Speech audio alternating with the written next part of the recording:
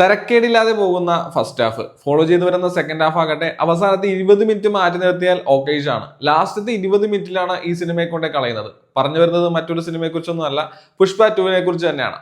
നമ്മുടെ ഫഹത്തിനെ കൊണ്ട് ഈ ഒരു സിനിമയിലെ കോമഡി പീസായി കളഞ്ഞു. കമ്പയർ ചെയ്യുമ്പോൾ തമ്മിൽ ബെറ്റർ ആണ് എങ്കിൽ പോലും ഫഹത്ത് ഇതുപോലത്തെ ഒരു കഥാപാത്രം ഓപ്റ്റ് ചെയ്യേണ്ട ആവശ്യമില്ലെന്ന് തോന്നുന്ന വിധത്തിലായിരുന്നു സുകുമാരന്റെ പ്രസന്റേഷൻ.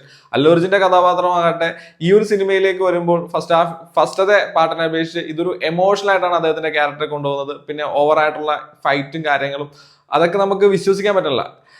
ആസ് യൂഷ്വൽ ഇതൊരു തെലുങ്ക് സിനിമയാണ്, ആ ഒരു മൈൻഡ് സെറ്റോട് കണ്ടത്. പക്ഷെ എന്തോ നമുക്ക് കണക്ട് ആകാത്ത രീതിയിലാണ് സിനിമ പോകുന്നത്. ശ്രീവള്ളി ഒടുക്കത്തെ വെറുപ്പിക്കലായിരുന്നു, പറയാതെ വയ്യ, ഒട്ടും രക്ഷയില്ല. ഇവര് നേരത്തെ ഫസ്റ്റ് പടത്തിൽ തന്നെ ഡെഡ് ആയിരുന്നെങ്കിൽ അത്രയ്ക്ക് ബെറ്റർ ആകുമായിരുന്നു.